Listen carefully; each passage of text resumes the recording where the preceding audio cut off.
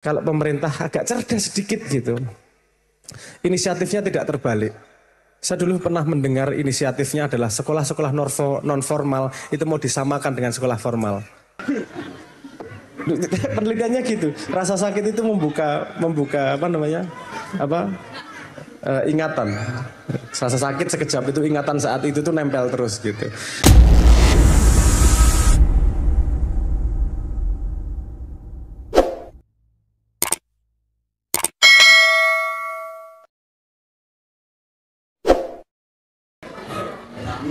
Bismillahirrahmanirrahim. Assalamualaikum warahmatullahi wabarakatuh. Setelah sesi yang sangat menyenangkan dengan anak-anak, kagok rasanya. Tapi juga kasih Simbah Toto untuk ngomong serius sih gitu ya. Mohon maaf, saya akan mengikuti petunjuk beliau, cerita tentang salam dari awalnya dan seterusnya. Dan sebenarnya yuk jarinnya. Ketika kita bikin salam dulu, saya baru tahu sekarang Pak Toto. Kalau sebenarnya dasar dari salam itu sama dengan dasar dari pendidikan Illuminati. Wah, ngeri ya. Ini Illuminasi yang katanya apa sebenarnya? Konspirasi teori, tapi ada basisnya juga itu. Tapi memang salam konsep pertamanya adalah pemahaman bahwa orang tua adalah guru pertama dan guru adalah orang tua kedua. Jadi orang tua dan guru itu sama-sama mendidik anak tidak sebagai entitas yang terpisah, tapi sebagai entitas yang saling sinambung untuk memberi pembelajaran. Nah ini suasana ini wis gayeng ya kita tadi pemasukan aku tadi ngene Pak. Gelap iki ngomongin serius ya. Oh ya gayeng. Saya tidak akan panjang-panjang ngomong beberapa intinya saja. Beberapa inti yang paling pentingnya. Saya cukup dulu proses dengan Pak Toto dengan Bu Wahya cukup panjang ngobrol tentang bagaimana anak-anak pendidikan dan seterusnya. Yang salah satu yang paling kita soroti adalah bagaimana konsep pendidikan jadi terkotak hanya urusan ilmu pengetahuan. Padahal itu hanya sebagian kecil dari pendidikan. Karena ilmu pengetahuan bisa didapatkan di mana saja betul. Tapi kalau pendidikan itu beda dengan sekolahan. Pendidikan itu mendidik. Satu hal yang paling kunci yang pernah kita bahas dari dulu yang saya bilang bahwa itu juga jadi ilmu tinggi yang iluminasi. Konsepnya sangat sederhana, tapi banyak yang melupakan itu. Apa sih yang diajarkan ke anak-anak? Itu sederhana. Bahkan orang tua kadang-kadang lupa belajar itu. Belajar tiga tahap. Pertama, memahami sebab akibat. Nomor dua, memahami sebab akibat. Kalau gini maka jadi gini, kalau gini jadi gini, kalau gini jadi gini. Fondasinya itu memahami sebab akibat. Setelah itu mengalami sebab akibat. Kalau saya berbuat baik, dibaikin sama teman. Kalau saya jahat, dijahatin sama teman. Itu mengalami sebab akibat. Terus yang ketiga adalah mendesain sebab akibat. Hanya orang yang paham, manusia yang paham sebab akibat yang bisa menuju masa depannya.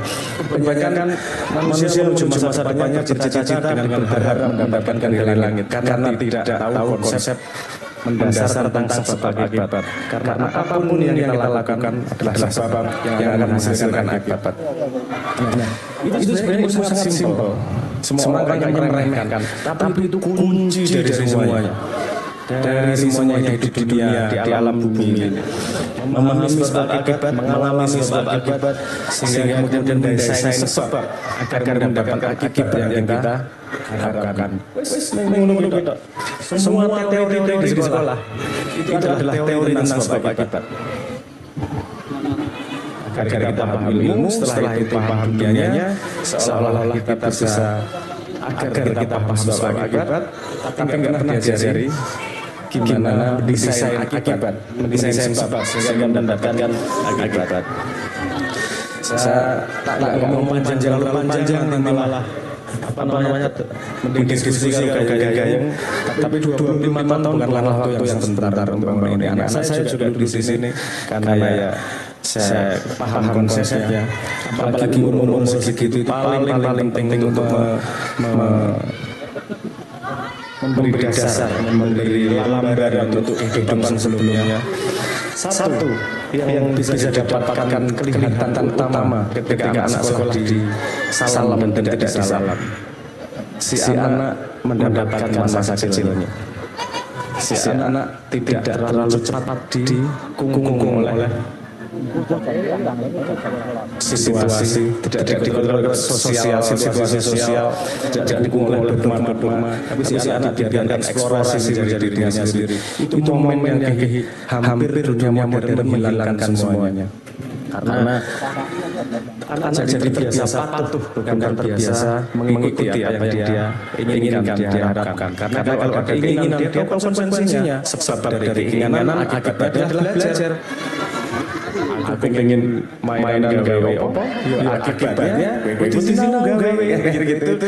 Jadi salam sendiri dari awal memang ingin membuat sepemahaman saya, membuat si anak mengalami sebab akibat tersebut. Jadi sebagai yang tidak mudah adalah konsepnya, sehingga sepemahaman saya atau tidak mau bikin cabang karena orang harus terlibat.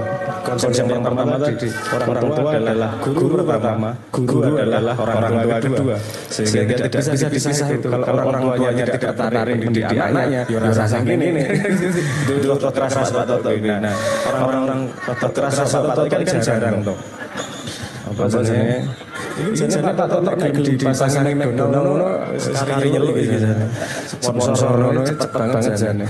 Pak kan tidak semudah itu juga dengan kalau visinya sama, kalau punya apa namanya cita-cita yang sama, kemudian kan nyambung. Ada sekolah yang mencoba mereplikasi dengan caranya sendiri, dengan adaptasi di daerah mana Pak? Ciamis ya. Ada sekolah Mekar, itu juga mirip seperti sekolah salam, belajar dari salam, tapi bukan cabang salam. Bisa dikatakan cabang ideologi, bukan cabang ekonomi. Cabang ideologi dari salam itu sekolah Mekar. Itu juga anaknya yang dari situ tipikalnya sama, seperti apa namanya anak-anak di salam. Yang naik panggung ngomong itu nggak takut, mengekspresikan dirinya tidak takut. Karena dari kecil dia lebih diajari untuk berekspresi, mencari daripada untuk mencari bersalah nanti. Yang penting alami dulu sebab akibat, ngelihat efeknya, kesandung lorong juga, lorong dan seterusnya lah. Dan 25 tahun bukanlah waktu yang sepertinya ini bukan percobaan Pak Toto dan buah ya. Sepertinya ini dedikasi hidup Pak Toto dan buah ya. Sepertinya tidak terlalu banyak saya minta kalau kita tepuk tangan bersama yang keras untuk Pak Toto dan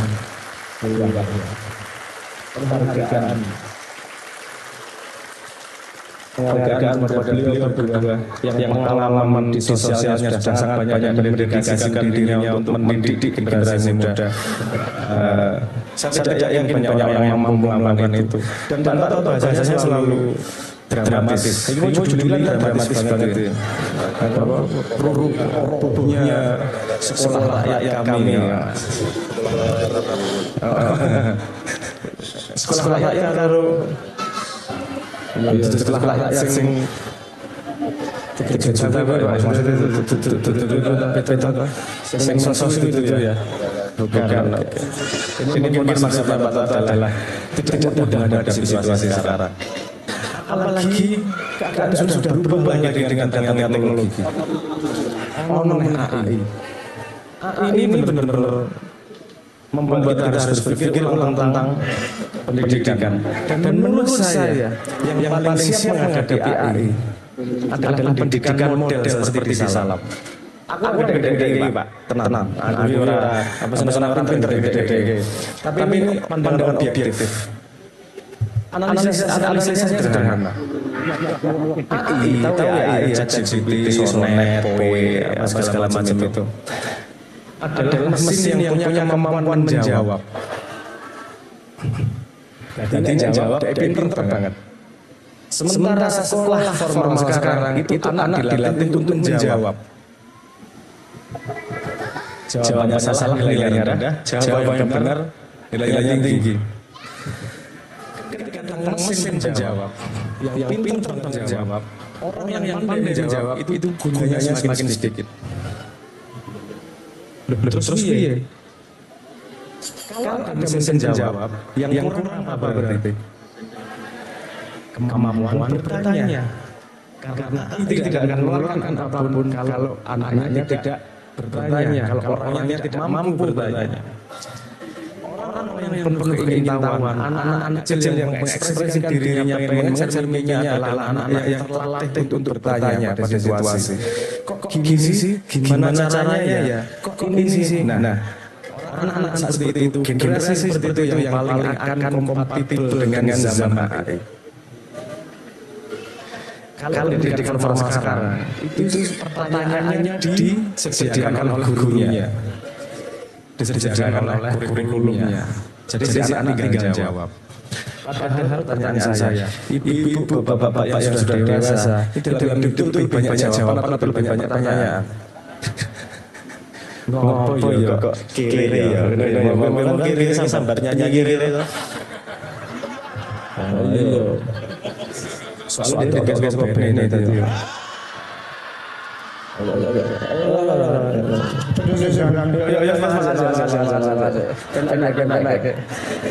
Banyak pertanyaan. Membuat pertanyaan itu tidak mudah. Betul, tidak mudah. Yang mudah itu merasakan keresahan. Kok enak ya? Kok gini ya? Tapi mudah-mudahan meramu itu menjadi pertanyaan. Itu sangat tidak mudah. Itu betul dilatih, benar-benar dilatih. Contohnya sederhana. Coba lihat di kelas. Kalau ditanyain, ada pertanyaan yang tunjukkan berapa orang? Sangat sedikit. Hampir nggak ada. Begitu juga di seminar, begitu juga di kampus. Kenapa? Karena bikin pertanyaan itu jauh lebih susah daripada menjawab. Kalau menjawab itu menggali apa yang kita miliki. Kalau bertanya itu kita harus tahu apa yang kita tidak miliki. Berarti harus tahu apa yang kita miliki, sehingga tahu apa yang kita tidak miliki. Nah itu sekolah salam 25 tahun tidak sia-sia Pak.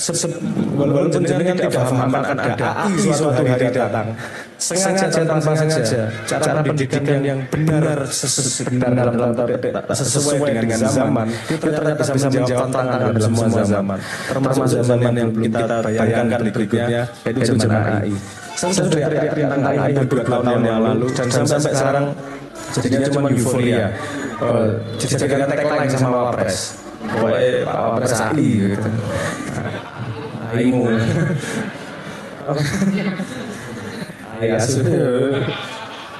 AI. Ya, mungkin beliau paham bahwa ini masa depan. Tapi harapan saya jangan hanya melihat permukaan. Ini benar-benar teknologi yang daya gempurnya itu seperti listrik. Sebelum listrik jadi ada listrik, daya gempurnya di semua lini. AI juga akan seperti itu, daya gempurnya di semua lini. Kita lihat ini. Saat ini Indonesia punya pengangguran yang sangat banyak. Cari pekerjaan sangat susah. Dan kemarin ada kalimat dari Bahlil ya, kalau nggak salah. Susah dari mana? Anda kurang introspeksi diri, gitu ya kalimatnya. Coba introspeksi diri. Kalimatnya Bahlil, Pak Bahlil seperti itu. Saya sebenarnya sangat setuju. Karena Anda harus introspeksi diri. Mungkin Anda nggak mau, kalau Anda gini, coba introspeksi. Kok susah ya cari pekerjaan ya? Mungkin kita punya kriteria, nggak boleh harus halal misalnya. Oh berarti nggak semua pekerjaan bisa diambil. Harus nggak boleh nyolong, nggak boleh merugikan orang banyak, nggak boleh nyakiti orang. Jadi pekerjaannya susah. Mungkin menurut Pak Bahlil, kalau kita bisa introspeksi diri dan tahu bahwa nek nyolong rapopo, ngelarani wong liya rapopo, korupsi rapopo, ngapusi wong rapopo, yang golek gawean gampang. Paham maksud saya? Kalau orang-orang dengan banyak batas-batas atau pagar-pagar, ya saat ini memang tidak mudah mencari pekerjaan. Jadi yang harus dilakukan adalah menciptakan pekerjaan. Gimana menciptakan pekerjaan? Itu lagi-lagi pertanyaan. Apa yang bisa dilakukan?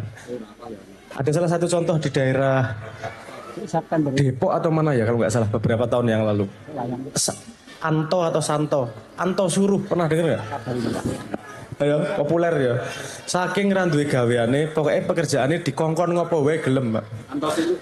Kon ngubur kucing 10.000, kon mindah tikus 5.000, kon dandani gendeng 15.000, pokoknya apa wae sing halal. Nah, dia harus introspeksi belajar karo Pak Bahlil. Nyolong wae jane ra apa-apa. Guyon-guyon. Tapi akhirnya itu bisa menjadi bisa menjadi pekerjaan dia. Sekarang buka cabang juga di mana-mana. Brandnya namanya Anto Suruh. Santo Suruh. Santo Suruh. USA nu Santo Suruh. Oh iya. Santo Suruh itu terus kemudian jadi populer, punya anak buah. Yuming hanya karena mau melakukan, lihat masalah di sekitarnya, punya pertanyaan, kemudian dijawab. Tidak mungkin orang yang belajar hanya dari buku bisa memecahkan masalah yang tidak ada di buku. Hanya anak-anak yang terlatih belajar di alam, melihat dunia sebenarnya, yang terlatih untuk bisa memecahkan masalah bahkan yang belum pernah dia lihat. Selamat ulang tahun yang ke-25, salam. Semoga terus bisa menjadi pencerahan kita. Jangan anggap, sekali saya tidak akan setuju kalau ngomong salam hanyalah sebuah sekolah. Salam adalah monumen inspirasi bahwa orang Indonesia tetap mau berjuang untuk dirinya dengan caranya. Matur nuwun. Oke Mas, sudah jenengan kemauan. Saya sama Mas Abrang nanti aja di belakang ngobrol sendiri. Baik, saya juga pernah mendengar Mas Abrang ini bilang soal kudune bocah kuwi wong sinau kuwi aja diseragamke. Nek kaya seragam itu ya kayak dadine kur. Nek ayo AKB, BKB, padahal urip ini kan beragam gitu ya Mas. Nek kurune dadine Gregorian. Nah ini maksudnya apa ini Mas? Ono Gregorian barang itu. Oh, silakan. Gregorian itu sebuah genre musik. Genre musik kan macam-macam dari dulu klasik, apa sebenarnya? Ono barok, ada zaman romantik dan seterusnya. Ada juga yang namanya Gregorian. Gregorian itu biasanya dinyanyikan di gereja-gereja yang cuman boleh satu nada. Ning rame-rame, nadane beda dosa. Bagaimana gitulah. Jadi ketika saya ngomong nggak boleh seragam, itu artinya tidak akan efektif seragam karena setiap anak-anak punya keunikan sendiri. Dan jangan lupa kebanyakan sekolah seragam itu anaknya mati kreativitasnya. Ini bukan kalimat saya, ini kalimatnya Russell Ackoff. Semakin lama anak di sekolah semakin membunuh kreativitasnya karena dia dipaksa sesuai dengan selera kurikulum yang menabrak kurikulumnya Tuhan. Loh, kok iso wani ngomong kurikulumnya Tuhan? Karena Tuhan ini mesti ngeki kurikulum ke anak dengan cara memberi dia interest, memberi dia ketertarikan. Si anak seneng pit. Ono sapa ya, Bang? Aku mau nonton sekilas ono bocah senengane nglumpukke kipas angin, sapa ya? Ora paham. Anake apa sih? Oh ya, artis apa gitu ya. Senengane nglumpukke kipas angin. Kok aneh tak takon dokter ya. Pertanyaan saya, emang ketertarikan itu bisa kita kontrol? Sampai gede pun nggak bisa kok kita kontrol. Kita seneng A, yo seneng A, wis ra iso. Seneng mancing, mbok disenani bojone sesuk mangkat meneh mancing. Jenenge seneng mancing kok itu. Sangat susah itu. Dan itu karena itu tidak bisa kontrol. Pertanyaannya adalah siapa yang memberi ketertarikan? Kamu yang membuat atau kamu diciptakan punya ketertarikan? Loh, kenapa manusia diciptakan ketertarikan? Karena ketertarikan membawa orang untuk berjalan. Dalam perjalanannya dia menemukan ilmu yang dia butuhkan di masa depan. Artinya anaknya seneng apa? Tutno. Dan saya sangat senang di Salam itu dengan konsep itu. Anaknya seneng apa? Tutno, tapi ono fasilitatornya yang kemudian menerjemahkan sumber-sumber yang bisa bersambungan dengan itu. Contohnya waktu itu saya cerita ini tahun kapan Pak ya wis suwe ya. Ono cah cilik seneng banget karo pit sepeda waktu itu angkatan awal-awal kalau nggak salah itu. Seneng banget karo sepeda. Arep patok wis nganu kae lebokke nang bengkel sepeda wae. Berapa bulan dia belajar di bengkel sepeda, gawe sepeda, melu dandani sepeda. Fasilitatornya menemani dan melihat. Lama-lama belajar ngitung, belajar ngukur, belajar sudut dan seterusnya. Itu kalau dia tertarik, ilmunya nempel di kepala otomatis. Kalau dia tidak tertarik, tidak akan nempel di kepala. Dan itu bukan klaim, itu fakta ilmiah. Ada dua cara nempelin ilmu di kepala. Itu pertama dengan dia tertarik, nomor dua disertai dengan kesakitan. Ya, kuwi ilmu, kuwi penelitian. Jadi itu menjelaskan bahwa nek kowe dikandani bapak murut di kampleng kelingan sak mururin. Penelitiannya gitu. Rasa sakit itu membuka apa namanya? Ingatan. Rasa sakit sekejap itu ingatan saat itu tuh nempel terus gitu. Nah, masuk arep nyakiti anak terus matematika belajar ayo. Telur tambah masuk ngono terus dan mending ngikuti ketertarikan dia si fasilitator membuka ilmu-ilmu dari perjalanan dia. Karena semua ketertarikan itu pasti nyenggol ke semua ilmu. Pasti, guys. Nek orang nyenggol berarti wong sing ra pinter. Seneng kodok we tekan matematika bisa.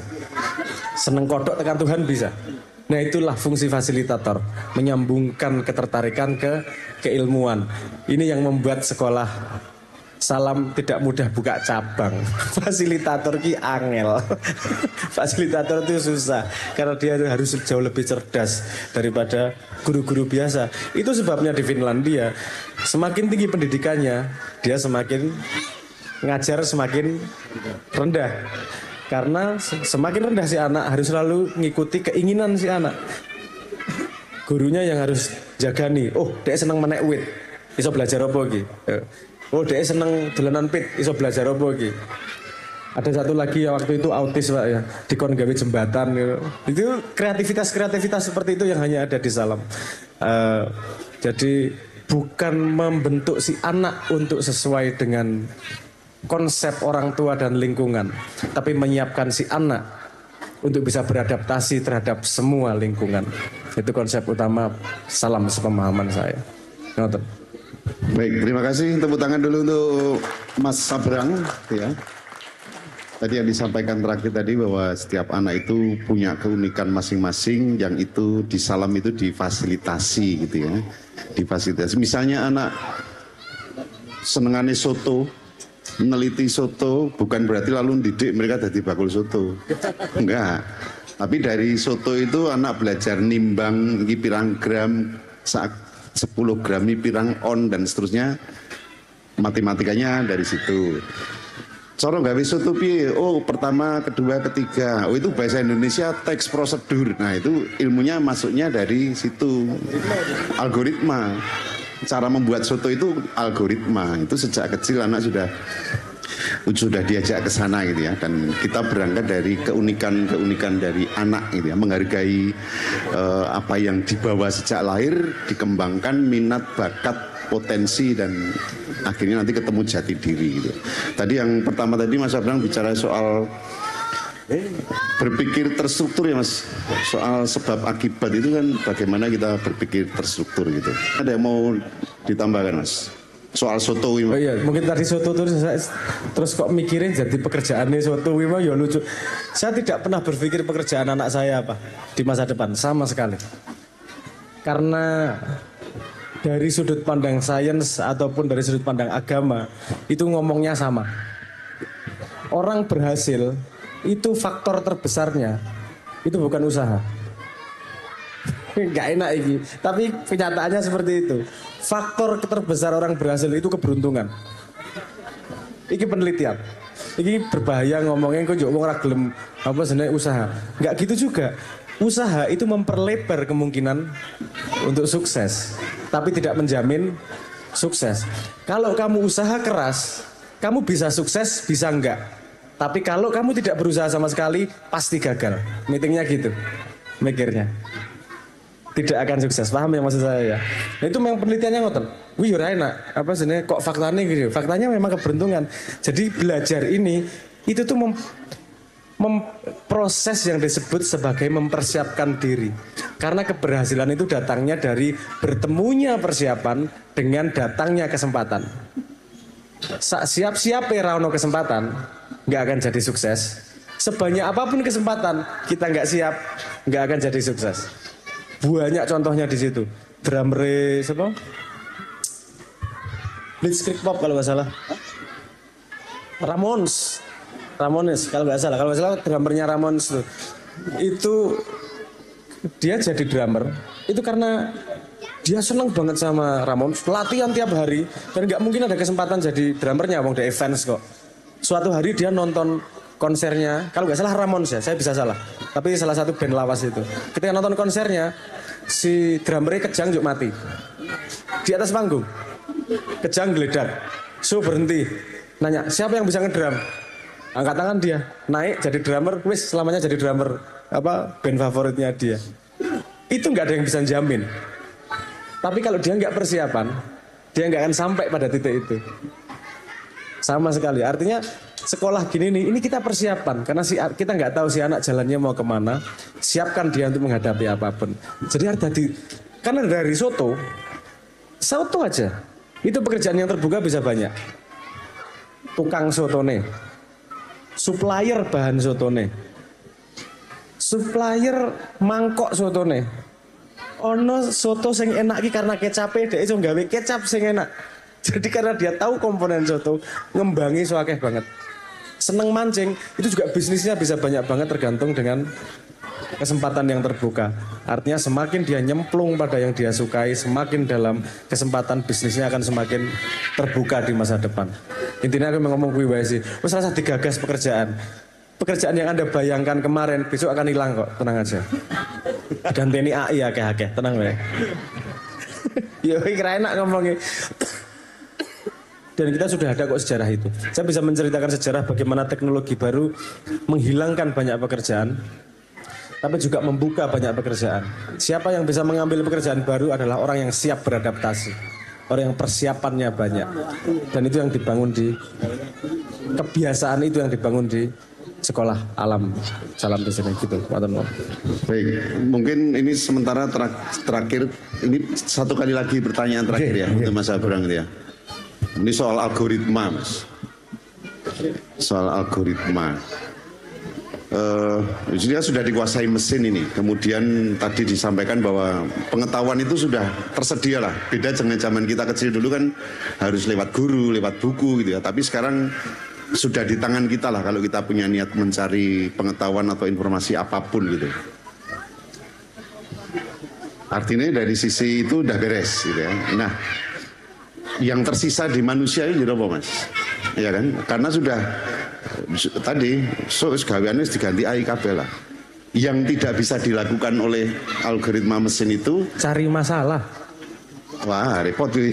Iya, makanya tadi saya ngomong penting loh. Yang mampu pertanyaan mendefinisikan tadi ya? Masalah itu. Karena AI kalau didimin nggak dikasih masalah ya meneng wae.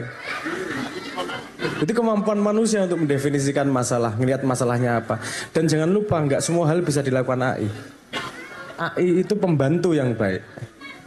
Tapi kalau jadi master nggak bisa. Kenapa? Karena tidak punya inisiatif. Ya harus manusia yang punya mampu bertanya, mau ngapain sih, mau kemana sih, caranya gimana sih, dan seterusnya.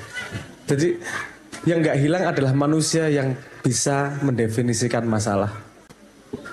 Manusia yang dikongkon melaku, itu akan digantikan AI semua itu. Mayoritas. Sekarang mungkin fisik belum. Tunggu sekitar 7 tahun, 8 tahun. Itu fisik akan bisa digantikan sama AI. Makanya perlu dibangun pikir kreatif, mampu mendefinisikan masalah, mampu melihat multiprong, mampu melihat banyak kemungkinan jalan. Terus algoritma itu walaupun kalimatnya baru populer sekarang, sebenarnya itu konsep yang sederhana. Algoritma adalah langkah menuju menyelesaikan masalah. Masalahmu haus, Algoritmanya adalah berdiri, ngambil gelas, gelasnya bawa ke dispenser, taruh di apa? Di bawah pancurane, pencet, diangkat lagi sebelum utah, deketin mulut, diminum. Itu algoritma itu. Intinya apa sih algoritma? Tahu sebab akibat seperti yang tadi saya omongkan di awal. Artinya ini gak guyon aku golek ono neng buku-buku rahasia atau internet. Nek wong takon salah satu dari ilmu rahasia yang dianggap rahasia adalah kemampuan untuk memahami, mengalami dan mendesain sebab akibat. Karena itu berhubungan sama semua hal yang kita lakukan di dunia. Satu-satunya yang pasti di dunia itu cuma sebab akibat. Ngaten lho. Mampu menemukan dan mendesain sebab akibat. Kalau di salam itu ada semacam apa ya, slogan atau ini, mendengar aku lupa, melihat aku ingat, melakukan aku paham, menemukan sendiri aku kuasai, gitu kan. Jadi nek meng sinaune ngrungokke tok mesti lali. Tapi kalau ngelakoni nemokke dhewe mesti nempel apal, gitu ya. Oke, matur nuwun Mas Sabrang tentang sebab akibat, tentang kemungkinan ke depan. Berarti kita harus intinya bersiap gitu ya. Kita intinya bersiap untuk bisa survive meskipun nanti kita dikuasai oleh... Sorry, mungkin satu lagi. Ya, satu lagi yang sangat penting selain kemampuan bertanya. Itu otot menyelesaikan masalah. Karena itu kebiasaan. Kalau sudah mulai kudu rampung. Ojo mandek tengah dalan. Mulai harus selesai. Itu beneran harus dimulai dari kecil itu. Makanya kalau di salam konsep project base itu penting. Project base itu penting karena dia mulai selesai, harus selesai. Mulai harus selesai. Hanya orang-orang seperti itu yang berguna di society. Kalau orang yang tidak mampu menyelesaikan problemnya, itu nggak akan berguna di society. Bedanya cuma begini. Kalau Anda lihat pekerjaan semakin tinggi, gimana sih yang dianggap semakin tinggi? Itu yang rampungnya semakin lama. Satpam bersih-bersih itu sehari rampung. Besok bersihin lagi, sore rampung. Manajer itu 3 bulan. Gimana anak buahmu bagus atau enggak? KPI-nya. CEO bisa 5 tahun. Gimana perusahaanmu profitnya, goalnya nyampe atau enggak. Jadi semakin si anak punya otot menyelesaikan masalah, dia semakin panjang bisa menjaga stres. Itu yang disebut sebagai kemampuan menampung stres level. Mungkin saya agak terlalu kompleks ini ya, tapi ini teori yang dulu ketika ngobrol tentang salam seruet ini ngobrolnya. Walaupun nek ngelakoni kaya nemeng gayeng kayak gini, tapi bahasnya seruet ini, sedetil ini tentang bagaimana mengonsep sekolah yang memang membangun manusianya, tidak mencetak manusianya gitu. Oke, terima kasih. Tepuk tangan sekali lagi untuk Mas Sabrang. Cek satu. Mas Sabrang, kembali ke tadi di awal jenengan bilang tentang teori konspirasi gitu. Nah, sekarang kita masuk ke yang situasi lebih umum pendidikan di Indonesia gitu kan. Tadi sore muncul istilah itu dan juga di tulisan Pak Toto itu. Pendidikan itu sudah masuk ke ranah industri. Gitu ya, masuk ke ranah industri. Terus akhirnya diseragam ke kabeh. 1 guru 40 murid. Kira-kira bener nggak kalau ada yang mengatakan ini jane konspirasi loh ini, mau menciptakan generasi Indonesia sing tadi nggak kreatif, nggak mandiri, nggak bernalar kritis, nggak ini nggak itu gitu. Jadi di setting Indonesia itu di pasar, di pegawai baik. Jangan sampai Indonesia itu maju lalu orang-orangnya, anak-anaknya menjadi penemu-penemu gitu. Itu kira-kira konspirasi atau enggak itu? Enggak. Saya mencoba menjawab objektif ya. Menurut saya itu kalau ngomong mungkin ya mungkin aja. Tapi menurut saya kok yo nggak ada orang secanggih itu untuk mau segitunya gitu loh. Karena memang kita yang bilang Pak Toto. Ya aku itu saya ngomong dilihat dari sudut pandang itu juga bisa kalau melihat dari efeknya. Kalau melihat dari sebabnya, akarnya kan kita sudah ngadopsi pendidikan. Kita ngadopsi dari Perancis yang ngadopsi dari Bavaria. Pendidikan di Bavaria itu dibuat ketika sukunya ketika daerahnya itu sudah kekurangan tentara. Jadi dia butuh cepat bikin tentara. Jadi dia bikin sekolahan dengan cara pendidikan kayak gini nih. Satu, banyak. Sekolahnya didesain untuk membuat orang cepat, cukup pintar untuk mengikuti perintah, tapi tidak terlalu pintar untuk bisa melawan perintah atasannya. Memang desainnya, memang pegawai. Memang desainnya seperti itu waktu itu untuk perang. Tapi terus revolusi industri Prancis diadopsi, kita ikut mengadopsi copy paste dan seterusnya lah. Dan ini mungkin efek yang kalau mau ngomong konspirasi, saya nggak ngomong konspirasi siapa. Tapi mungkin bisa efek sebab akibat dari keadaan yang memang kita miliki. Sekarang lihat situasinya, saya pengen objektif. Dengan sedikitnya orang pinter, gimana bisa meminterkan sebanyak orang secepat-cepatnya. Itu aja kurang cepat sampai didorong impres, bikin sekolah sebanyak mungkin. Metodenya tidak akurat, metodenya tidak bagus, tapi wis lah, sing penting orang goblok-goblok amat. Padahal setengah pinter itu lebih berbahaya daripada goblok. Ya, goblok manut setengah pinter ini sok pinter soalnya. Semua seperti kita lihat sendirilah, kebanyakan di sosmed kan semua dibantah. Wong ahli ngomong apa dibantah, ngomong ahli apa dibantah. Padahal kita kalau datang ke dokter divonis nggak berani bantah ya. Jenengan kena malaria. Oh, saya tidak setuju, Dok. Kata Google ora wani ngono ki. Tapi kalau di sosmed yang lainnya semua ahli dibantah semuanya. Gusmus dibantah urusan agama kan, itu ya setengah pinter itu agak bahaya itu, karena kita tidak tahu keterbatasan dirinya. Ini tidak ideal, saya setuju. Kalau komersialisasi itu karena bersambungan, karena tidak cukupnya mendidik 300 juta masyarakat Indonesia secara cepat dan merata. Tentu banyak ruang kosong. Ketika ada ruang kosong, masuklah private sector. Ketika ada private sector adalah persaingan kualitas. Persaingan kualitas akhirnya meningkatkan kualitas, ngambil duit banyak dengan alasan itu. Terus kemudian berlomba-lomba menaikkan kualitas harapannya, walaupun kemudian lomba-lombanya kan ngambil sebanyak mungkin siswa, nggak peduli sekarang ya. Saya nggak berani ngomong nggak peduli ding, ya peduli tapi nggak primer lah gitu. Walaupun sebenarnya konsep independensi pendidikan itu sejak zaman Romawi sudah difikirkan. Itu dengan konsep yang diberikan oleh yang namanya Marcus Aurelius.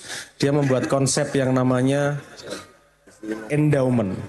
Endowment itu dana abadi.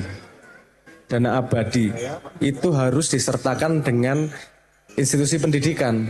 Kenapa? Agar pendidikannya gratis dan tidak bisa terpengaruh oleh ekonomi maupun oleh kekuasaan. Dia independen. Sekarang yang endowment terbesar Indonesia kayaknya UI kayaknya deh. Nggak sebesar Harvard. Harvard itu nggak ada negara sudah ada. Mereka bisa berdiri sendiri karena punya endowment, konsepnya itu. Agar pendidikan, kenapa pendidikan perlu ada endowment? Karena mereka adalah tonggak dari peradaban. Dia yang jadi check and balance ketika ekonomi tidak benar, ketika politik tidak benar, ketika yang lain tidak benar. Sehingga dalam institusi pendidikan ada yang namanya profesor. Profesor itu tugasnya adalah profes. Dia tidak bisa dipecat oleh siapapun ketika dia berani menjalankan tugasnya. Tugasnya adalah menyampaikan secara 100% dari sudut pandang ilmu yang dia miliki. That's it. Dia jadi tonggak sudut pandang, sudut pandang dari sebuah peradaban. Intinya fungsinya seperti itu tadinya. Nah, tapi terus kemudian jadi kayak gini, iki ya salah kedaden karena Indonesia ini gede banget. Susah handle-nya. Kalau negaranya segede Swiss, segede Finland, itu simple. Yo nggak ngomong simple ya, tapi tidak sesusah. Ya Allah, ini pulaunya kita tuh 17.000. Gapnya lebarnya kayak gitu dari desa ke kota. Jadi menurut saya ada risk yang diambil dengan pendidikan yang seragam. Mungkin ini tidak cocok untuk semua orang, tapi harapannya yang cocok bisa naik cepat sehingga bisa mengangkat yang tidak cocok. Itu resiko langkah langkah kepemimpinan. harapannya pemimpin tuh paham tentang itu sehingga dia tahu langkah yang diambil adalah risk gitu loh. Problemnya kalau pemimpinnya tidak paham bahwa langkah itu mengandung sebab akibat, jadinya yo neng kono apik dinggo wae, neng kono apik dinggo wae, nggak dihitung sebab akibatnya. Jadi menurut saya kenapa muncul salam? Karena tidak ada kekosongan dalam sebuah konsep yang perlu diisi kan gitu. Ada ketidakseimbangan yang perlu diisi. Terus pertanyaan berikutnya, kenapa salam kalau bagus salam, kenapa tidak dikomersialisasi sehingga besar memperbaiki orang semakin banyak? Ya karena memang jalurnya beda, nggak seperti itu. Kita butuh checks and balance memang pada banyak situasi. Saya memandang dunia tidak terlalu sinis. Maksudnya tidak jono wong niat jahat apa gitu. Saya selalu memandangnya agak oh ini sebab akibat dari satu dan lain hal kok pasti. Karena konspirasi itu sangat tidak mudah. Ora sah akeh-akeh. Wong telu konspirasi kuwi bocor kok. Nek ra saling mengkhianati satu sama lain kok. Rasa wong 10, rasa wong puluhan atusan. Wong telu Iku sangat susah. Artinya ini sebenarnya sebab akibat yang kita bangun sendiri karena keadaan kita. Mecahkannya sebenarnya tidak mudah juga karena gini. Sorry ya kita agak dolan sedikit. Kalau pemimpinnya visioner dan tahu sebab akibatnya, pasti tidak populis. Tidak populis, tidak disenangi sama rakyatnya. Rakyatnya punya pandangan umum yang baik seperti apa? Majority always wrong, selalu salah. Minority jarang benar. Memang seperti itu, apa namanya? Statistiknya memang seperti itu. Karena pemimpin itu kudu pinter, bisa melihat apa yang orang lain tidak bisa lihat. Dia jarak pandangnya itu harus jauh. Minimal jarak pandang presiden itu 25 tahun ke depan. Minimal. Dan kita ya semoga presiden yang sekarang 25 tahun ke depan ya. Enggak seperti ya. Ya apa namanya? Kalau 25 tahun yang ke depan itu nanti susahnya sama rakyat sendiri. Bikin keputusan yang konsiderannya 30 tahun, 25 tahun, pasti nggak populer sekarang. Ngapain kayak gitu? Nggak jelas, ini aja loh yang di depan mata lo. Sekto. Raono wong nandur saiki langsung panen ki raono. Nah, tapi itu tidak bisa hanya dengan kepercayaan. Mbok kue cerita. Kalau kamu punya proyeksi 25 tahun ke depan seperti apa, ngomong karena dari masyarakat itu tidak semua bodoh. Ada yang paham juga dengan konsep itu sehingga bisa bercerita sama yang tidak paham gitu. Sorry, aku malah melebar ke politik, kepemimpinan dan apa namanya tata kelola negara gitu. Tapi intinya tadi balik lagi ke apa namanya ke pendidikan. Kalau konspirasi bukan tentang Indonesia menurut saya, konspirasi dunia. Karena pendidikan Indonesia ini hampir sama pendidikan dunia. Nggak beda-beda jauh amat. Ya ngono-ngono wae. Kita mau kayak Finland menggratiskan, yo ide bagus tapi yo sederhana lah. Ini misalnya gratis. Anda pernah ikut seminar gratis sama seminar berbayar? Pernah lihat? Lihat bedanya enggak? Kalau seminar berbayar, berangkat bawa buku, pegang pulpen. Nyateti, bayar eman-eman dite. Kalau gratis, ditinggal udutan. Orang bayar, apa-apa, mengdolan wae kok gitu. Ada bias-bias seperti itu juga. Mohon maaf, tidak mudah menghadapi masyarakat Indonesia yang sangat majemuk dan range-nya sangat lebar gitulah. Tapi nanti akan menemukan klaster yang cocok. Seperti yang kumpul di apa namanya salam ini adalah orang-orang yang sevisi, sepemahaman saya, punya keresahan yang mirip-mirip sehingga ada tempat untuk berkumpul dan mencoba menjawab keresahan itu. Ya, seperti kenyataan dunia, survival of the fittest. Semua orang punya tendensinya kita lihat siapa yang paling bertahan di masa depan, gitu aja. Nah aku sih pede. Arek-arek gini bertahan di masa depan sudah tertarik apa? Amin. Terlatih. Amin. Terima kasih. Oke, Pak Kemak. Wakil Menteri Pendidikan tahun 2016. Terus mungkin buaya GR, wah Finlandia melu-melu salam gitu. Tapi di Indonesia sendiri malah dudu opo-opo gitu loh.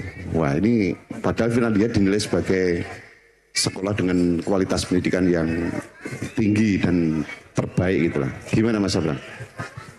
Ya Indonesia kok jauh kaget Mas. Apa-apa ini urusan politik ya. Apa-apa tidak bisa membedakan mana perang pendek kekuasaan 5 tahunan, mana nasib bangsa jangka panjang.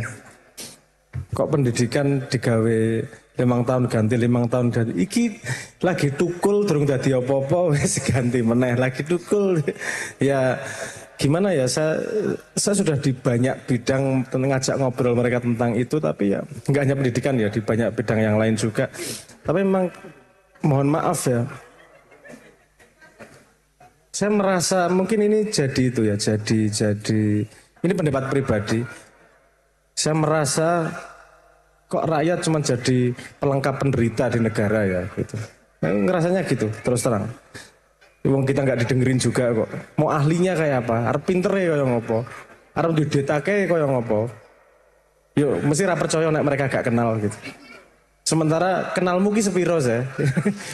Sombong gitu loh. Kayak ini tadi loh yang ngomong, kalau nggak dapat kerjaan jangan salahin Indonesia, coba introspeksi diri. Loh, introspeksi diri piye? Nah, aku ora ngelarang diriku untuk nyolong, yo akeh gawean nyolong. Aku ra wani ngomong koyo kowe, tapi apa namanya, artinya bahwa nggak semudah itu handle apa namanya. Kita harus mampu secara metodologi, secara ini pentingnya filosofi, ini pentingnya filsafat. Kita selalu menganggap filsafat itu ngopoin sih wong mumet apa ngono wae dipikir jeru dan seterusnya. Ini pentingnya filsafat. Filsafat itu akar dari ilmu. Dia berpikir untuk berpikir. Nek ada orang yang tidak cocok di filsafat, serahkan itu pada orang, tapi nggak perlu mengejek. Nek kira cocok karo matematika, rasa ngece wong sing ahli matematika, tapi biarkan pada tempatnya. Begini ini filsafat. Di sini kita dari tadi ngomong pendidikan, ada yang pernah baca definisi pendidikan di KBBI belum? Kamus Besar Bahasa Indonesia itu menunjukkan konsep pendidikan di Indonesia. Sebelum ngomong konsep, kita ngelihat arti kata pendidikan itu gimana sih? Tak baca nek urung. Ini nggak cocok sama sekali karo salam. Menurut Kamus Besar Bahasa Indonesia KBBI, pendidikan adalah proses pengubahan sikap dan tata laku seseorang atau sekelompok orang dalam usaha mendewasakan manusia melalui upaya pengajaran dan pelatihan. Yang berbahaya di sini apa? Proses pengubahan sikap dan tata laku seseorang. Sopo sing duwe hak mengubah tata laku sikap?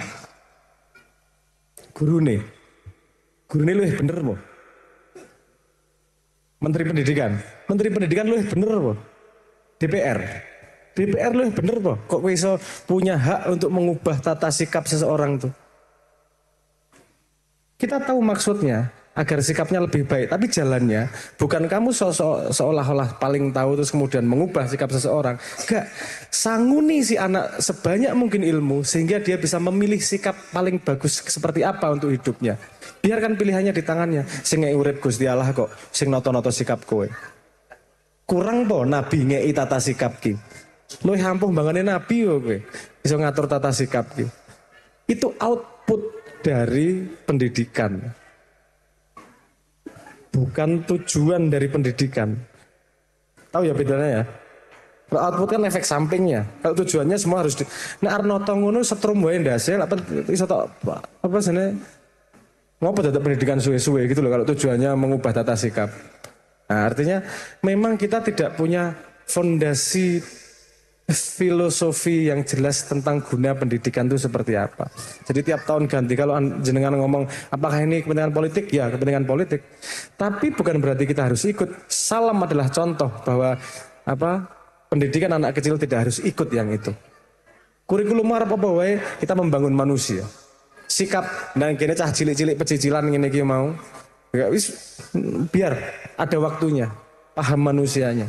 Nanti suatu hari dia akan memilih sikap yang paling baik seperti apa. Karena dia mengalami sebab akibatnya kan ngono to. Ora usah diajari cah cilik iki.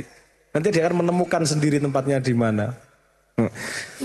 Itu jadi memang mohon maaf, kalau kita mau ngajak ngomong ke akar, itu mayoritas tidak paham dan justru mengejek. Itu problemnya.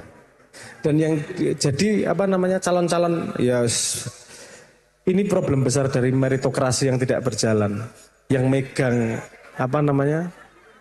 keputusan-keputusan besar bukanlah orang-orang yang, saya nggak berani ngomong ahli atau tidak bidangnya ya, tapi paling nggak terbuka telinganya untuk mau mendengarkan orang-orang yang berpengalaman. orang-orang yang punya ilmu di luar, rungokno to.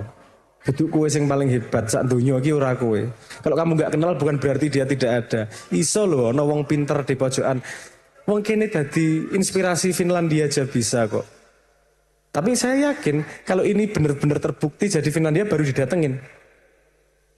Kalau nanti ini bagus, gede, megah, nanti diklaim mesti. Biasanya gitu, saya pernah dulu waktu itu bukan urusan pendidikan ya, tapi urusan pertanian di salah satu desa di Jawa Tengah. Ketika wis dadi yo diklaim karo Pemdane, ini kita yang mendidik, membina telek mampu. Tahu melu nandur ora anu apa ora pokoke pengen prestasi wae. Nah, ini ada jalan keluarnya sebenarnya dengan teknologi baru, tapi jangan diomongin hari ini terlalu panjang. Tapi intinya bahwa kalau situasinya seperti itu, kita tidak bisa mengubah situasi, kita harus bertahan beradaptasi tanpa kehilangan jati diri. Dan itu persis apa yang dilakukan oleh Salam. Menurut saya paling tepat seperti itu. Oke. Mas Abraham di sini kan tidak hanya keluarga Salam ya, bukan hanya orang tua dari Salam. Tadi di awal juga disebutkan soal keluarga gitu kan. Robohnya sekolah rakyat kami ini kan kita mencoba meyakini dan memahami bahwa sokok guru dari pendidikan itu ada orang tua, sekolah sendiri, rakyat itu petani yang di sekitar kita itu adalah sumber juga pendidikan, dan anak sendiri. Kadang-kadang anak ini diomongke oleh orang dewasa nih malah jadi objek. Tapi di sini kita mencoba anak itu juga terlibat untuk berbicara soal awakmu dewe kepiye dalam pendidikan itu ya. Kita menyebutnya 4 sokok guru pendidikan itu ya. Orang tua atau keluarga, sekolah penyelenggaranya, rakyat, masyarakat. Karena ilmu itu kan ada di banyak tempat itu. Jadi gurunya tidak hanya di sini. Ada anak kelas 2 SD pengen riset tentang Gunung Purba, narasumbernya dari rakyat. Siapa itu? Profesor dari UPN. Ini kita hubungkan itu ya, proses fasilitasinya di sana. Kemudian anak sendiri. Nah, mungkin Mas Abraham bisa menguatkan ini, keluarga UI itu. Saya tambahin siji. Ya. Karena itu konsepnya jelas semua sebenarnya. Si anak dengan dirinya sendiri, ini yang dia perlu berproses dalam lingkungannya. Lingkungannya menyediakan apa sih? Ini lingkaran yang jelas kok, besarnya itu. Lingkaran keluarga itu adalah lingkaran pertama. Mengajarkan apa sih? Dia mengajarkan adab, mengajarkan perilaku, mengajarkan kebiasaan. Bukan ilmu. Primernya bukan ilmu. Tapi berlaku sebagai manusia itu seperti apa? Penelitiannya sudah jelas terbukti. Yang di rumah bagus, itu berefek pada prestasi di sekolah. Itu jelas. Undisputable. Artinya tanggung jawab pertama adalah orang tua untuk menjadikan si anak orang manusia yang beradab, bisa berinteraksi dengan baik dengan orang lain. Wes kuwi tok. Orang tua tanggung jawab utamanya. Kemudian lingkarnya dikeluarkan sedikit di lingkaran sekolah. Sekolah itu belajar apa sih? Sekolah itu intinya belajar sejarah. Karena kita belajar ilmu yang sudah ditulis orang-orang pendahulu kita. Matematika yang sudah didahului. Matematika belajar biologi yang sudah ditulis dari sebelumnya. Artinya sekolah mengajarkan ilmu-ilmu masa lalu. Melebar lagi, belajar ilmu saat ini itu adalah di komunitas.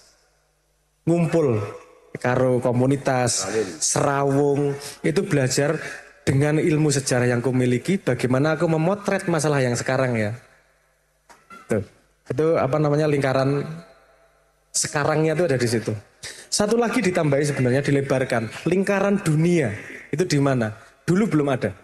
Dulu hanya ada dari buku-buku lingkaran dunia. Sekarang paling besar itu lingkaran dunia itu bisa disediakan oleh AI, Artificial Intelligence.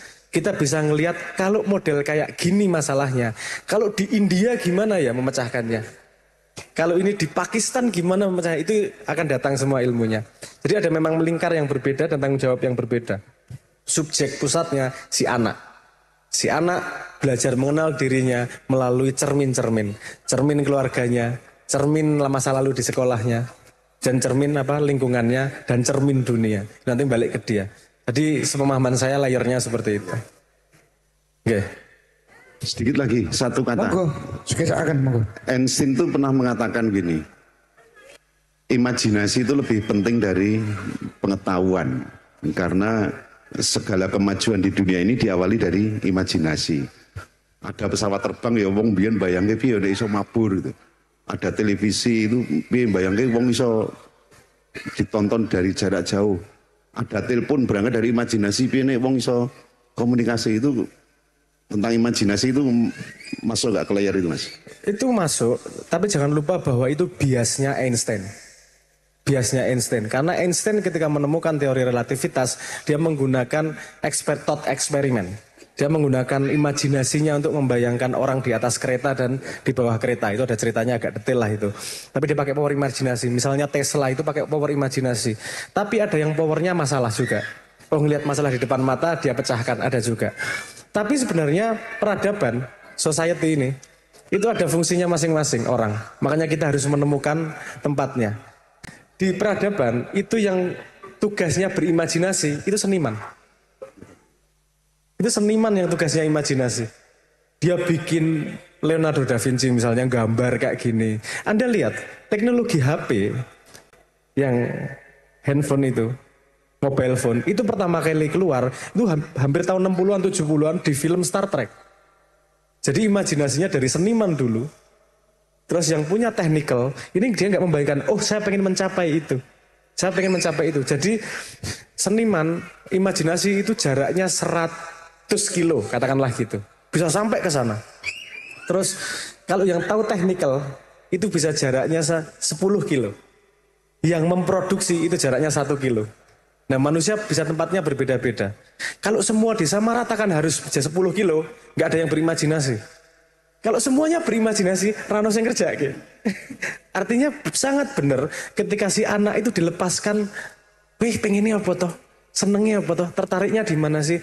Karena yang meletakkan dia pada society itu Tuhan. Tuhan itu sudah, oh kue fungsinya imajinator, isinya imajinasi toh. Loh ini dibutuhkan karena sing iso ngerjake, sing dino-dino gawe nyolderi dan segala macam randu imajinasi. Aku iso ngene ning ngarep ngopo yo? Contoh paling sederhana. Bagaimana imajinasi bisa membangun dunia dengan teknologi yang sederhana. Anda tahu yang namanya Gamebot? Game Watch zaman dulu itu loh.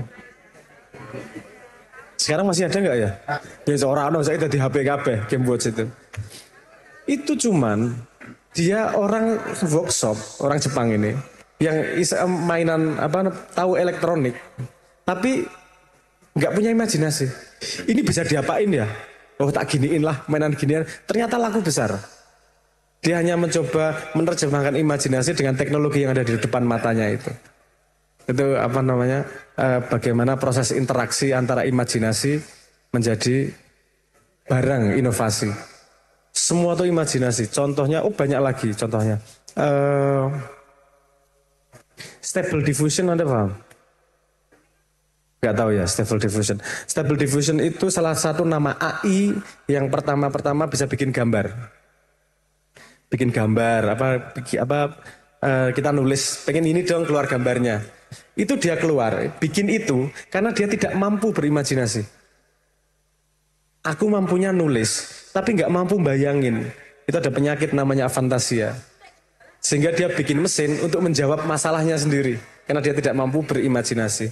Jadi menurut saya Einstein benar, tapi jangan lupa dari sudut pandangnya dia sendiri dan pengalaman yang dia alami. Artinya menurut saya lagi-lagi balik ke Salam. Salam ini memberi ruang untuk si anak menempati posisi yang sudah dicap sama Tuhannya dari awal. Tuhannya itu Tuhan Dewi bareng-bareng ya. Dicap kalau Gusti Allah, gue tukang imajinator. Wis, mangkat jadi urusannya imajinasi. Apakah itu salah? No, it's okay. Karena butuh ada yang berimajinasi, nek orang randuhe yang bisa nyolder nggak tahu mau bikin apa gitu. Nah itu contohnya sangat banyak sebenarnya. Kalau Anda lihat teknologi-teknologi yang keluar sekarang, itu ono filmnya Bian. Filmnya kan masih gua hapus-hapusan tuh, pesawat-pesawatan cilik, gambar gitu. Sekarang jadi beneran. Dan semakin cepat nih. Robot ngomong sendiri, berimajinasi. Orang udah mulai bikin nih, robot nih. 2 tahun yang lalu Cina sudah bikin pabrik Android. Setahun bisa produksi 2000. Lihat mungkin 3-4 tahun lagi ditanam chip sudah iso ganteni wong macul, iso ganteni satpam iku. Lagi-lagi juk gaweane dhewe apa? Makanya perlu bocah-bocah yang mampu beradaptasi kreatif pada situasi itu. Salam yo nek kalau pemerintah agak cerdas sedikit gitu, inisiatifnya tidak terbalik. Saya dulu pernah mendengar inisiatifnya adalah sekolah-sekolah non formal itu mau disamakan dengan sekolah formal. Itu freaking stupid. Sangat stupid. Membuat seragam itu inisiatif yang sangat stupid. Karena melawan pola yang dibuat Tuhan. Apa sih pola yang dibuat Tuhan? Kita dibuat berbeda-beda agar tidak mudah punah. Karena kalau misalnya ada penyakit datang, nggak semua mati, ada yang anti penyakit. Anti AIDS ada, yang ada misalnya gini, ada wong sing anti malaria. Bisa lebih. Sebabnya apa dia anti malaria? Karena dia punya kelainan genetik dalam dirinya sehingga nyamuk nggak bisa ngelihat. Iku tenan iku ono iku. Apa sebenarnya mutasinya gen B10 kalau nggak salah, kalau saya lupa namanya ya. Jadi kalau boleh taruh di tengah nyamuk, gak ono sing nyedak, gak ono sing nyokot. Asu itu ya Asu nyenengke banget itu, enak banget rasa cokot nyamuk gitu. Ada seperti itu. Jadi itu perlu kita lihat di peradaban juga. Biarkan manusia mengekspresi dirinya sendiri, biarkan pendidikan seperti pendidikannya sendiri-sendiri. Yang negara perlu siapkan sekarang bukanlah urusan pendidikan. Kita sudah sadar pendidikan bisa mendidik sendiri. Ada AI, ada yang pemerintah perlu siapkan sekarang adalah job market. Nek wis sekolah ning endi? Kerja ning endi? Ana sing mbiyen janji 10 juta. Anake janji 19 juta. Dadeke siji 29 juta kuwi. Cangkeman ae. Faktanya sekarang 87% lulusan kuliah bekerja tidak sesuai dengan tempat kuliahnya. Nek 20% oke lah. Urusan belum bisa memutuskan. Kalau 87% itu sistemik. Artinya memang kita tidak punya job market yang jelas. Nyun sewu. Saya ngomong gini ini tidak maido pemerintah. Cuman yo men kelingan. Gugah. Negara ini bukan tentang perebutan politik aja. Ada tanggung jawab untuk memikirkan 300 juta bisa makan semua. Kalau kita sudah nggak bisa makan, kita nggak peduli loh ada negara sama nggak ada negara. Cuang kemana di sini? Ayo ngelakoni opo kayak, ayo kita berbuat yang benar. Saya yakin bahwa salam tidak dengan tujuan utamanya adalah membantu negara. Gak peduli salam karo negara. Yang salam peduli adalah manusia. Karena tanpa ada manusia tidak ada negara. Dan ini harus kita pikirkan bersama. Salam peduli dengan pendidikan yang memanusiakan manusia. Matur nuwun. Sebelum kita mengakhiri acara ini mungkin sedikit bisa kita kasih kesempatan ke bapak-bapak, ibu-ibu, teman semua untuk tanya jawab ya Bang. 1 atau 2 pertanyaan mungkin ada. Mas, kok lagi gendong anaknya? Satu lagi mungkin ada. Saya tolong mengantar mic.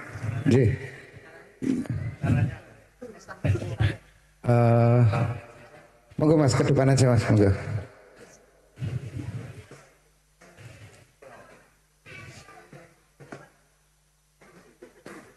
Ini Mas, masih pakai topi yang ini, Mas yang sedang berjalan.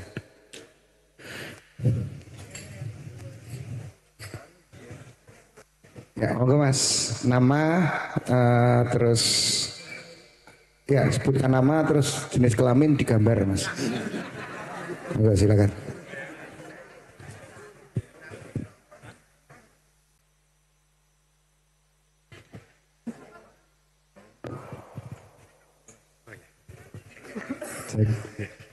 Assalamualaikum semuanya.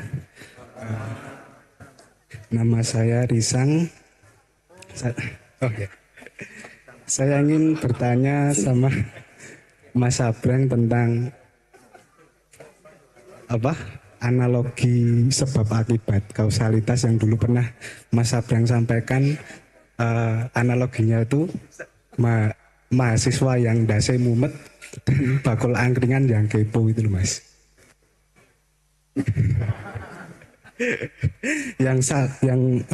Mahasiswanya ngetrack A sampai Z, terus bakul angkringannya jelasin cuma langsung Itu mungkin bisa disampaikan lagi sama Mas Abri.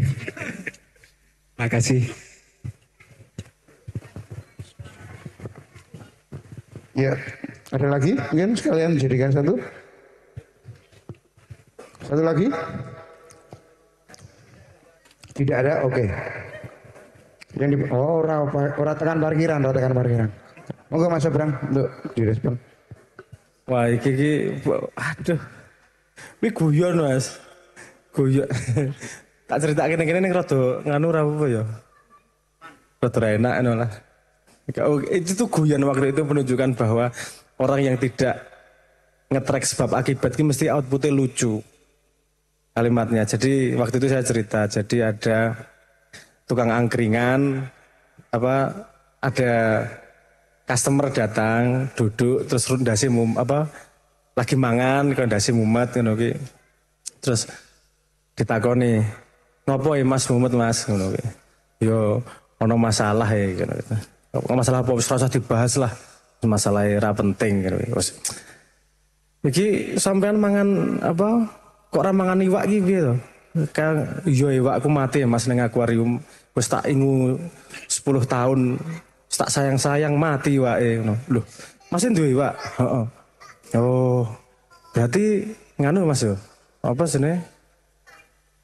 Mas sayang binatang ya? Iya Mas aku sayang binatang. Loh, berarti nek sayang binatang ya sayang manusia. Ya sayang manusia. Berarti seneng duwe anak Mas. Apa duwe anak Mas? Iya duwe anak, aku duwe bojo kok. Oh, berarti Mas duwe bojo, duwe anak. Berarti ning omah sayang anak, sayang istri, sayang binatang ya? Iya Mas. Oh, oke. Ya wes. Terus ada yang denger di sebelahnya nguping. Terus pulang. Terus yang di sebelahnya ini, oh gitu toh. Berarti punya ikan itu punya istri tuh. Oh, gitu. Terus dia tanya sama temen, terus ada temennya yang lain datang lagi. Terus dia tanya, kamu punya ikan enggak? Enggak punya. Homo berarti. Jadi enggak masuk akal apa hubungannya. Itu maksudnya sebab akibat itu tadi loh. Karena dari satu tempat sebabnya ini, akibatnya ini, sebab akibat kan ada rangkaiannya. Nah tiba-tiba dari ujung ke ujung, gak masuk akal, ngawur ya, gue gak ngerti. Karena sebab akibat itu tidak satu garis biasanya. Ada beberapa kemungkinan, kebetulan cerita ini tadi, tebakannya benar terus gitu aja loh. Ini cuma ilustrasi sebenarnya, paham maksud saya ya, ini cuma ilustrasi bagaimana jangan langsung lompat pada konklusi. Tapi senengannya lompat konklusi terus ngambil kesimpulan yang salah kan. Kalau Anda mau cari lebih lanjut di YouTube atau di ChatGPT ada istilahnya. Itu istilahnya namanya cognitive closure. Bagaimana manusia itu kecenderungannya pengen cepat mencari benar salah. Ini bener iki salah. Iki berarti ngene, iki berarti ngene. Pengen cepet tekan ujung, males ngalami proses. Dan itu yang membuat manusia tidak bisa memahami nuansa. Manusia tidak bisa memahami kompleksitas karena kemalasan pengennya cepet cognitive closure. Wis to aja ceramah to, sing jelas. Haram po halal. Wis to sing jelas, bener po salah. Sek ya ora ngono kuwi. Enggak sesederhana itu kan gitu kadang-kadang. Karena semua hal itu kalau digali ke dalam, itu tidak ada yang fix. Semua pasti ada kondisinya. Pertanyaan saya, misalnya, nasi itu haram atau halal? Hah? Kita kan nggak bisa ngomong, yuk paling gampang ngomong halal. Kalau cognitive closure, halal, wong sing haram babi karo asu. Babi karo asu kan misalnya. Yo nasi yo apa namanya? Halal. Nek nasine sak bakul tok pangan dhewe kan yo dadi haram. Nek kowe mangan nasi klutak-klutik tapi tanggamu kengelihan kowe kekenyangan kan juga jadi nggak baik. Jadi nggak semudah itu ngomong halal haram ataupun baik buruk. Makan babi baik atau buruk untuk orang Islam? Buruk. Nek terpaksa gue obat. Baik. Oke, nek orang Islam tidak terpaksa makan babi tapi makan babi. Baik atau buruk? Buruk. Anda belum tanya tujuannya kemana dia. Dia masuk Islam tujuannya ke neraka, itu hal yang baik. Loh ya kan? Kan masih ada, selalu ada loh situasi yang lain. Gimana kalau paling baik justru saya makan babi yang tidak disembelih tapi ketabrak truk, babinya diambil nyolong dari peternakan anak yatim, itu double-double gitu. Babi mayat nyolong sama anak yatim, itu cepet baik menuju neraka itu tadi. Kita kan belum tahu tujuannya kemana gitu. Jadi saya tadi cuma mengatakan dari itu tadi, cognitive closure itu hati-hati, jangan cepat menyimpulkan. Tapi memang itu tidak mudah di akal. Paling mudah itu wis bener salah, nyalahke, itu paling enak. Tapi itu hal yang tidak bagus untuk pertumbuhan kita. Di Salam, keuntungan dengan tidak ada bidang ilmu, itu jadi tidak mudah ngomong bener salah. Karena semua hal bisa dicari benarnya, bisa dicari nggak pasnya. Bukan salah loh. Nggak pas sama salah beda. Kalau matematika, kalau bidang ilmunya jelas, bisa ngomong bener salah. Karena dia terkungkung dalam bidang ilmu. Tapi kalau ngomongnya manusia, nggak ada bidang ilmunya, jadinya ngomong pas sama nggak pas. Terus ngono wae.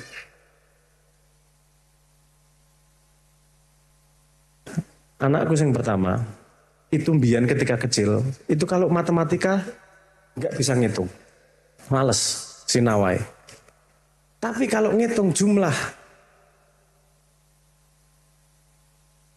Shopee card-nya buanter banget, cepet banget. Iki salah, wah bener ada iki ngene iki. Artinya matematika kontekstual buat dia. Kalau dia punya kepentingan pribadi terhadap kebutuhan matematika, dia pakai itu matematikanya. Nah, jadi kan saya jadi ada kesempatan mengajarkan matematika dengan sebuah kondisi tertentu yang dia tertarik. Apakah pakai Shopee card itu bidang pelajaran matematika? Kan gak iso dilebokke. Paham ya? Itu kesulitannya kenapa harus kalau di bidang ilmu kan gitu loh. Kalau mata pelajaran kan gitu jadi susah. Kita ngajari matematika ketika ini, ngajari itu ketika itu dan seterusnya lah. Saya kan bahkan ngajari anak saya yang paling kecil membaca itu dengan bikin dia memanage stres dia. Dia umur 3 tahun sudah bisa membaca bukan karena saya ngajari baca sama sekali. Tapi saya menunggangi keinginan dia. Dia paling senang sama Barney waktu itu. Zaman-zaman itu, anakku saya wis SMP. Ketika masih kecil senang sama Barney. Dan kalau pagi, Panda gitu. Saya dipanggilnya Panda. Karena ibunya Bunda, zaman Panda. Memang gitu. Panda tolong dong cariin Barney di YouTube. Cari sendiri. Aku kan gak bisa nulis, belajar nulis. Panda ngerayu, tak nengke. Sampai dia stres, sampai sedikit lagi putus asa. Terus tak tulis ke. Dah, bisa. Besok gitu lagi. Tak tunggu sampai stres. Sedikit lagi putus asa. Tak tulis ke. Dia nggak tahan itu. Proses stres itu nggak tahan. Terus, Panda, gimana sih ajari? B itu gimana? Barney itu gimana? Apa aja? Ini B, A. Dah, bisa coba. Dah, dia nyari Barney. Lama-lama, kan nggak puas dengan Barney. Ini huruf yang lain apa ini? Buat apa? Ini bacanya apa? Dah nggak sampai 3 bulan udah bisa lancar baca tulis deh. Kenapa? Karena keinginannya sendiri. Nah, ketika si anaknya punya keinginan seperti itu, jangan aku keluar angel. Pada cariin udah itu Barney. Dia liani apa lali aku. Pada cari ini dong, nggak mau cari sendiri. Ya udah aku mainan yang lain. Asem. Ora iso iki carane beda iki berarti arek iki sing keloro beda sama sekali beda cari triknya seperti apa. Nah, jadi anak saya yang pertama itu akademiknya sangat bagus.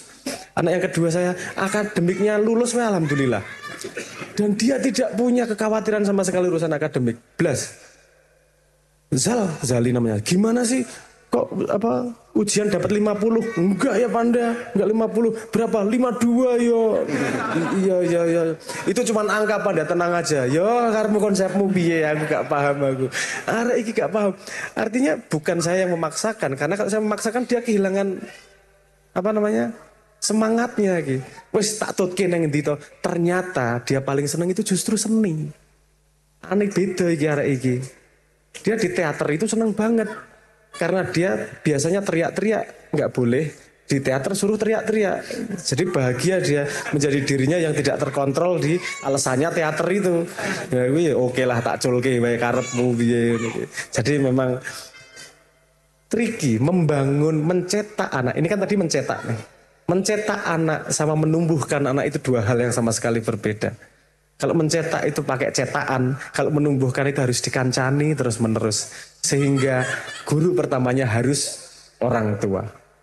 Orang tua keduanya harus guru yang paham apa yang dididikan oleh orang tuanya. Dan itu yang dilakukan Salam selama ini 25 tahun. Sekarang ada di YouTube, ayo yang lain belajar sama Salam. Bagaimana menumbuhkan manusia, bukan mencetak manusia. Pendidik yang pertama dan utama adalah orang tua.